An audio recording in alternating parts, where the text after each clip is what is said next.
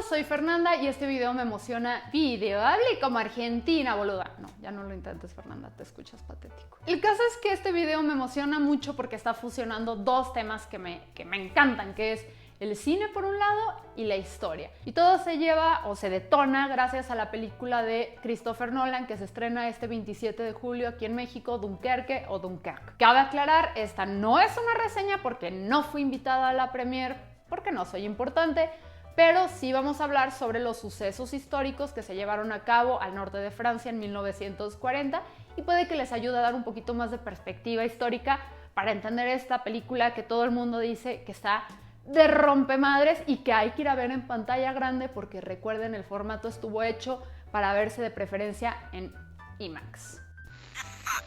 Entonces, imaginen, es 1940 y Winston Churchill, que hasta tenía prácticamente creo que como 10 años que ya no era nadie en la política y todo el mundo lo consideraba como casi indeseable, acaba de llegar a ser primer ministro británico literalmente ese mismo mes, en mayo. Entonces acaba de llegar a ser primer ministro, que es un primer ministro que de entrada dijo Alemania hay que ponerle un hasta acá, porque acuérdense que en 1939, cuando inicia la Segunda Guerra Mundial, como que la gente venía un poco cansada de la Primera Guerra Mundial y dijeron, no, estos alemanes seguro podemos tratar con ellos, hay que negociar, sí, claro.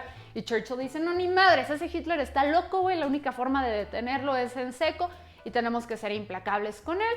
Entonces, bueno, eso como contexto, ¿no? Tienes a un Churchill que tiene una visión muy clara, que es un hombre que nació para liderar ahora sí que Inglaterra en esta etapa clave en nuestra historia moderna, que está prácticamente comprobándole o queriéndole decir al mundo, si no nos movemos rápido y ponemos una hasta acá, nos va a cargar. Entonces, mientras está sucediendo eso, recuerden que en Francia ya se le había como que pues pintado el dedo a los, o sea, se le había declarado ya formalmente la guerra a los alemanes desde hace varios meses, casi medio año, pero no había habido acción. O sea, los franceses sabían que iba a haber golpes, pero no sabían cuándo, entonces estaban como muy relajados y los británicos mandan prácticamente a todo su ejército para que apoyen pues a los franceses a combatir a los alemanes cuando lleguen. Pero el periodo estaba tan light y todos estaban tan tranquilos que se le conoce incluso como la guerra falsa o the phony war porque nada sucedía. Entonces los pinches alemanes sacan a relucir su genialidad militar y en una forma súper innovadora de configurar su ejército hacen el mentado Blitzkrieg, que es esta entrada súper agresiva por el norte de Francia para conquistar Francia. ¿Y por qué es muy agresiva y los agarra un poco de sorpresa? Porque todo el mundo, los franceses, los belgas, que en ese momento dicen, no somos neutrales, por favor, pasen ingleses y franceses para defender nuestras fronteras, pensaban que toda esa frontera pues básicamente era impenetrable, o sea que no iban a poder llegar los alemanes y mucho menos con sus tanques, los mentados Panzers. Entonces pues resulta que tómala que sí entran y se empiezan a mover los alemanes en friega, tanto que los belgas que acababan de decidir que no era neutral para que los británicos pasaran, dicen, no, siempre no, nos rendimos, no podían hacer nada. Si les interesa ese capítulo lo tratamos más adelante, que diga en otro video. Entonces el caso es que los belgas se rinden y de repente le dan entrada al ejército alemán por arriba y pues los británicos, los franceses no podían detener a esta nueva configuración porque todavía ni podían entender cómo estaban los pinches alemanes haciendo esta prácticamente magia negra militar. Entonces se empiezan, gracias a un oficial o a un gran comandante británico, cuyo nombre ahorita olvidé y perdonen, pero esto es lo que pasa cuando tienes que hacer un video semanal. El caso es que contrario a todo lo que les habían enseñado en la escuela militar y contra todo lo que creían se debía hacer, dicen no, nos tenemos que retirar para rescatar eso porque todo el ejército británico estaba en Francia y estos vieron que ya la tenían perdida. Entonces se van subiendo al norte de Francia, acuérdense que hay unidades por todos lados, van subiendo hacia un muelle, una ciudad, pueblito ahí en el norte, que nada más estaba cruzando en el canal, o sea, cruzando el canal de Inglaterra. Entonces quieren irse todas las milicias o todos los ejércitos van subiendo para allá, pero van a contratiempo y van contra los alemanes hechos la madre detrás de ellos. Los británicos, por su lado, Churchill, que tenía ahora sí que dentro de su equipo a Ramsay, que era un oficial de la Marina clave en este momento, empiezan a diseñar un plan para poder extraer al ejército en 48 horas, que era casi lo que les quedaba de tiempo antes de que los pinches alemanes se los jodieran. Pero esta operación, a pesar de tener todo a su favor, que es que el canal ese día o esos días estaba colaborando, porque normalmente es bastante tempestuoso y no pueden cruzar tan fácil, estaba colaborando, ellos calculaban que en 2 días nada más iban a poder sacar 30,000 personas. Recuerden que hay prácticamente 400,000 soldados que tienen que sacar. Y ellos consideraban que si sacaban 30,000 personas de la playa de Dunkerque, con eso ganaban una 10ª parte. Entonces vienen los alemanes avanzando, todo el mundo está esperando para que entre este proyecto en acción y sucede uno de esos momentos que dices, puta madre, qué suerte. Y es que Hitler, y por motivos que aún desconocemos, decide detenerse. Y aquí es donde los historiadores están haciendo pelotas. Hay 3 versiones. La que menos encontré es que el astrólogo de Hitler le dijo, no, espérate, manito.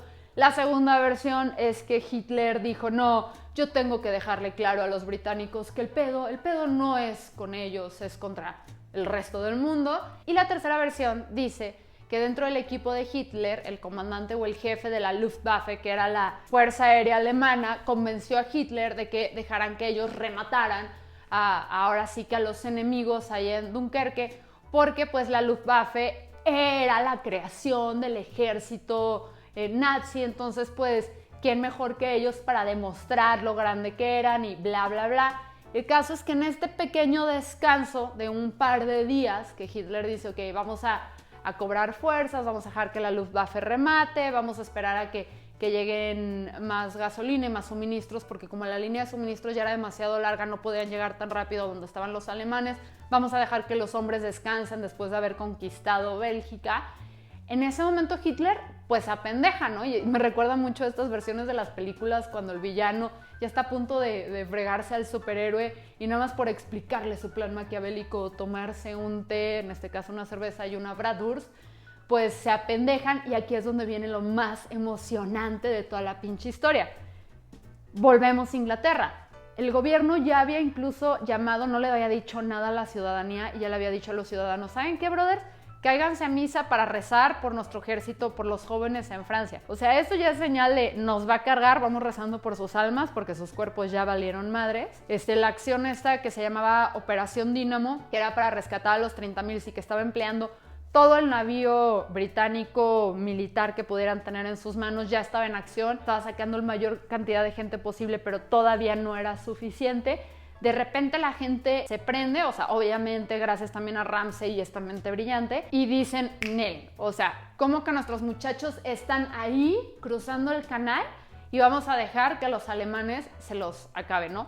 Recuerden, todo el mundo en este momento quería conciliar con los alemanes. El que los británicos hubieran perdido a su ejército hubiera hecho que automáticamente quitaran a Churchill, que era la única persona que podía salvarnos en ese momento, era el Chapulín Colorado de 1940, lo hubieran quitado y hubieran probablemente puesto en su poder a alguien que estuviera dispuesto a ceder. Entonces, todos los pinches barquitos de Inglaterra, todos, así barquitos que medían 5 metros, dijeron no, vamos a rescatar a estas personas. Y salen, a pesar de estar siendo atacados, recuerden, por la Fuerza Aérea, que aparte traían un rollo de tortura psicológica. Ven en las películas en los alemanes cuando avientan bombas y cosas que hacen ese en realidad son unas hélices que les ponían estos cabrones para que hicieran sonido y los tormentaran. Entonces tienes a los pinches alemanes torturando al ejército, tienes al ejército ya a punto de rendirse, donde sabían que si los agarraban pues les iba a cargar, pero también llevan días sin suministros, no tienen comida, no tienen agua, y tienes a estos civiles que apenas llevan un año en guerra, que no saben ni qué onda, armándose de valor a irse a enfrentar contra la Luftwaffe y a sacar a cuantos militares pudieran. Tienes a los militares haciendo, que también es lo que Ramsay, bastante inteligente. ¿Se acuerdan de esta película de Saving Private Ryan, donde Spielberg nos hace sentir por un plano fabuloso, larguísimo, que te hace sentir durante unos minutos que estás en Normandía? Ese desembarco de barcos nadan y llegan a tierra, se le conoce como un desembarco anfibio. Entonces Ramsay dice, ¿saben qué, cabrones? A la inversa. O sea, nádenle tropas a los barcos y súbanse como puedan, pero súbanse organizadamente, porque quieras que no, tienes estos barquitos súper chiquitos donde no podía ser, ahora sí que aborazado, porque si no iban a voltear los barcos y se los iba a cargar a todos. Entonces este momento de frustración, angustia, todo en contra, pero tener que mantener un orden y un respeto para que los 300,000, 350,000 soldados que estaban ahí varados pudieran salir. Pero de esto trata Dunkerque y es bastante interesante, ya les decía, porque primero hay que ver por dónde cuenta Nolan la historia, porque Nolan maneja estas narrativas que un tema lo trata desde diferentes perspectivas y líneas de tiempo paralelas. Entonces, pero también aquí va el por qué quería platicar esto antes de que todos ustedes fueran a ver la película, porque parece ser que es una de las favoritas, y sé que es muy pronto decirlo, pero es una de las favoritas para el Oscar. Entonces quería platicar con ustedes porque gracias a este hecho heroico, o sea, imagínense, pensaron que en 48 horas iban a pasar de rescatar 30,000 a que el pinche Hitler se apendeja y los ciudadanos se activan y sacan 350,000, o sea, más de 10 veces la cantidad que tenían esperada. Es una gran película porque ahorita las películas que la están rompiendo en cartelera son franquicias y de superhéroes. Esta tendencia la hemos visto durante, pues ya prácticamente años. Entonces de repente viene esta película, está contando una historia heroica sin spandex, capas ni superpoderes. Porque aquí los héroes, al fin y al cabo, o sea, sí fue una derrota, porque sí lo sacaron, expulsan al soldado, o sea, expulsan al ejército de Francia y conquistan los alemanes Francia.